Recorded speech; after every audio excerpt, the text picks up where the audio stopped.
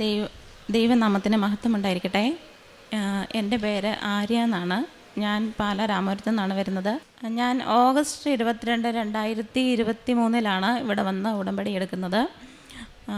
ആദ്യമായിട്ട് ഞാൻ കഴിഞ്ഞ വർഷം ഇതേ ദിവസം ഇവിടെ വന്ന് ഉടമ്പടി സാക്ഷ്യം പറഞ്ഞിരുന്നു. അപ്പോൾ എൻ്റെ ഒരു ആഗ്രഹമായിരുന്നു ഈ വർഷവും ഇവിടെ വന്ന് സാക്ഷ്യം പറയണമെന്നുള്ളത്. അത് അമ്മ എനിക്ക് സാധിച്ചു തന്നു. അതിന് ഞാൻ ഒരുപാട് നന്ദി അമ്മയോട് പറയുകയാണ്. ആദ്യത്തെ സാക്ഷ്യം എനിക്ക് 2-3 നിയോഗങ്ങൾ നടന്നു കഴിഞ്ഞപ്പോഴാണ് ഞാൻ വന്ന് പറഞ്ഞത്. അതെൻ്റെ മനസ്സിൽ ഇരുന്ന് ഇങ്ങനെ ആരോ പറയുമായിരുന്നു സാക്ഷ്യം പറയാൻ പറഞ്ഞ്. അങ്ങനെയാണ് ഞാനിവിടെ വന്ന് പറഞ്ഞത്. അപ്പോൾ എനിക്കൊരു ഉദ്ദേശമുണ്ടായിരുന്നു. ഞാൻ മനുഷ്യരുടെ മുമ്പിൽ ദൈവത്തെ ഏറ്റു പറയുമ്പോൾ സ്വർഗസ്വനായ പിതാവ് എൻ്റെ നാമവും സ്വർഗത്തിൽ ഏറ്റു പറയുമെന്ന്. അങ്ങനെ ഒരു ചിന്തയിലാണ് ഞാനിവിടെ വന്ന ആദ്യത്തെ സാക്ഷ്യം പറഞ്ഞിരുന്നത്. ആ ആദ്യത്തെ സാക്ഷ്യം പറഞ്ഞു കഴിഞ്ഞപ്പോഴാണ് എൻ്റെ ആദ്യത്തെ നിയോഗം ദൈവം ഏറ്റെടുത്തത്. അതാണ് ഈ കുഞ്ഞ്. 2025 ഡിസംബർ 4 എനിക്ക് ആരോഗ്യമുള്ള ഒരു കുഞ്ഞിനെ തന്ന് ദൈവം അനുഗ്രഹിച്ചത്. 9 വർഷമായിട്ട് എനിക്ക് കുട്ടികളില്ലായിരുന്നു. 3 തവണ അബോർഷനായി പോയതാണ്, ഹാർട്ട് ബീറ്റ് ഇല്ലാതെ. എന്താ കാരണമെന്ന് ഡോക്ടർമാർക്ക് പോലും അറിയത്തില്ലെന്നാണ് പറഞ്ഞിരുന്നത്. എന്ത് ചികിത്സയാണ് നടത്തേണ്ടതെന്നും അറിയത്തില്ലായിരുന്നു. ആ സമയത്ത് എൻ്റെ ഒരു കൂട്ടുകാരി, എൻ്റെ കൂടെ വർക്ക് ചെയ്യുന്നൊരു കൂട്ടുകാരിയാണ് കൃപാസനത്തെക്കുറിച്ച് എനിക്ക് പറഞ്ഞു തന്നത്. ആദ്യമൊക്കെ എനിക്ക് കൃപാസനം എന്താണെന്നോ ഇവിടുത്തെ ഉടമ്പടിയോ പ്രാർത്ഥനയോ എന്താണെന്നോ ഒന്നും എനിക്കറിയത്തില്ലായിരുന്നു. പക്ഷേ ഇവിടെ വന്നതിന് ശേഷമാണ്, ഞാൻ 34-ാമത്തെ വയസ്സിലാണ് ഞാനിവിടെ വരുന്നത്. ഈ 34 വർഷം എനിക്ക് നഷ്ടമായി പോയല്ലോ എന്നാണ് എനിക്ക് അന്നേരം തോന്നിയത്. അതിന് ശേഷമാണ് എൻ്റെ ജീവിതത്തിലേക്ക് ദൈവം ഓരോ നല്ല നല്ല അനുഭവങ്ങൾ കൊണ്ടുവരാൻ തുടങ്ങിയത്. പിന്നെ പ്രഗ്നൻസിയിലുടനീളം കോംപ്ലിക്കേഷൻസൊക്കെ പറഞ്ഞിരുന്നു. 3-ാം മാസത്തിൽ ഡൗൺ സിൻഡ്രോം സാധ്യതയുണ്ട് എന്നൊക്കെ പറഞ്ഞിരുന്നു. എന്നാലും ഞാൻ വിശ്വാസത്തിലൂടെ ഇവിടുന്ന് തന്ന എല്ലാ വിശുദ്ധ വസ്തുക്കളും ഉപയോഗിച്ച് പോന്നിരുന്നു. തൈലം വയറിൽ പൂശി കുരിശ് വരച്ച് പ്രാർത്ഥിച്ചിരുന്നു. വിശുദ്ധ ഉപ്പും തേനും എല്ലാം ഉപയോഗിച്ചിരുന്നു.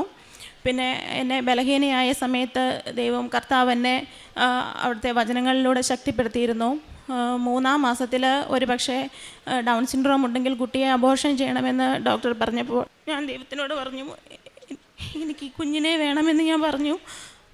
എന്നിട്ട് ഞാൻ ബൈബിൾ തുറന്ന് നോക്കിയപ്പോൾ കർത്താവിനോട് പറഞ്ഞു, അവരെ ഞാൻ വർദ്ധിപ്പിക്കും, അവരെണ്ണത്തിൽ കുറയുകയില്ല, അവർക്ക് നിശ്ചയിച്ചിരിക്കുന്ന ദേശത്ത് നിന്ന് ഞാൻ അവരെ ബഹിഷ്കരിക്കുകയില്ലെന്ന്.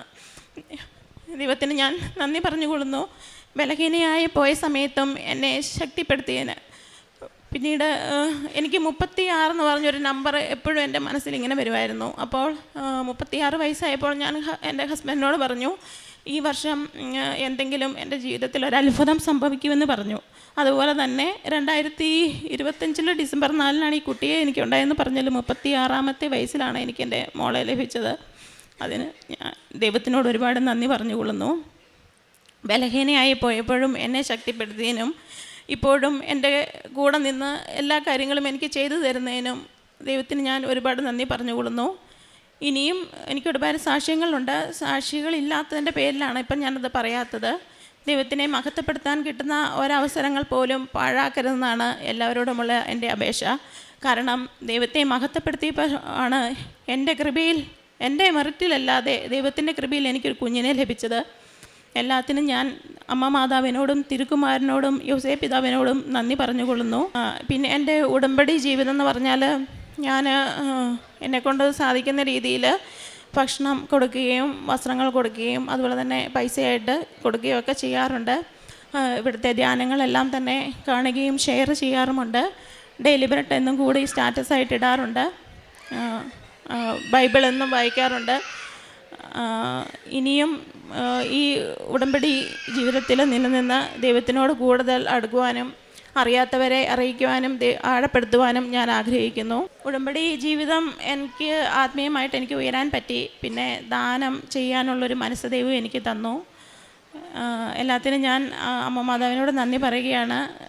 Thank you Jesus, thank you mother Mary, love you. ലൂക്ക 1:45 കർത്താവ് അരുളി ചെയ്ത കാര്യങ്ങൾ നിറവേറുമെന്ന് വിശ്വസിച്ചവൾ ഭാഗ്യവതി. ആര്യ സജീവ് എന്ന ഈ അക്രൈസ്തവ മകളുടെ ഉജ്ജ്വലമായ മരിയൻ ഉടമ്പടി സാക്ഷ്യമാണ് നാം കേട്ടത്. 3 കുഞ്ഞുങ്ങൾ ഉദരത്തിൽ നഷ്ടപ്പെട്ട ഒരു മകളാണ്. അതിനുശേഷമാണ് കൃപാസനത്തെക്കുറിച്ചും അമ്മയുടെ സംരക്ഷണത്തെക്കുറിച്ചും മകൾ കേൾക്കുന്നത്.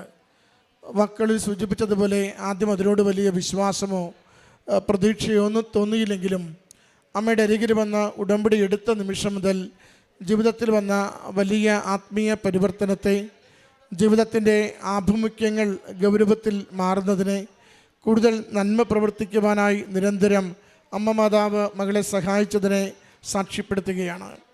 മകൾ പറയുന്ന ഏറ്റവും പ്രധാനപ്പെട്ട ഒരു കാര്യം, ആദ്യം കുറച്ച് ചെറിയ ചെറിയ അനുഗ്രഹങ്ങൾ തൻ്റെ ജീവിതത്തിൽ കിട്ടിയിരുന്നു.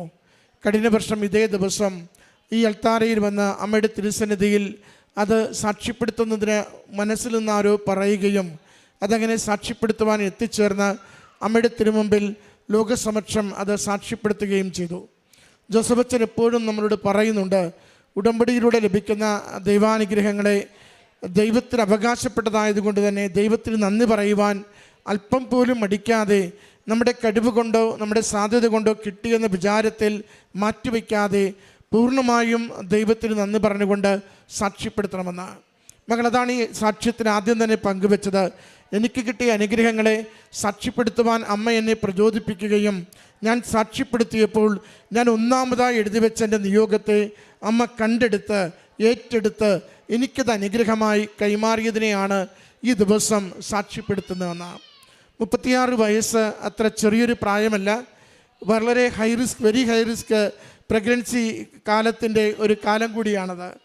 എന്നാൽ സഹോദരി പറയുന്നുണ്ട്, ആ ഉടമ്പടിയിൽ ജീവിച്ച് മുന്നോട്ട് പോകുമ്പോൾ അമ്മ മാതാവ് 36 എന്നൊരക്കം കൃത്യമായി എനിക്ക് സന്ദേശം നൽകുന്നുണ്ടായിരുന്നു.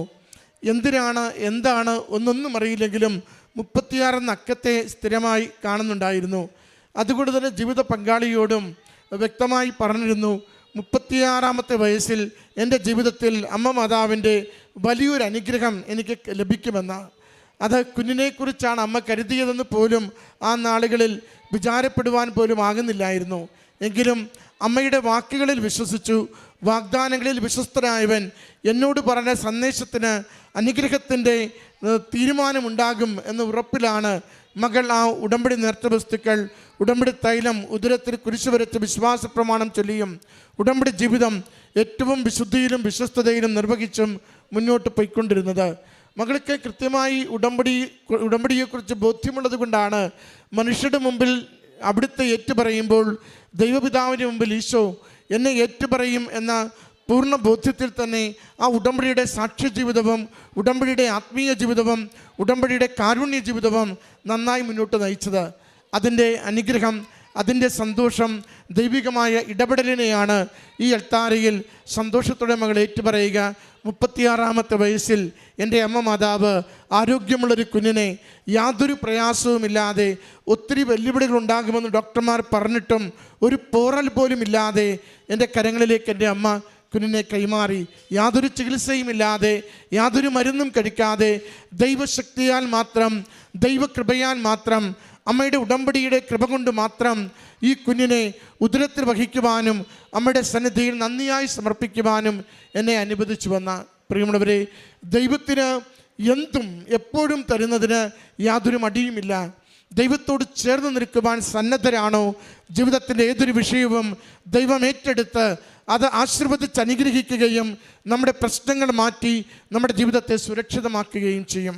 അതിൻ്റെ സന്തോഷം, അതിൻ്റെ സ്നേഹം, അതിൻ്റെ സാക്ഷ്യമാണ് ഈ മകൾ ഈ അൾത്താരയിൽ പങ്കുവെച്ചത്.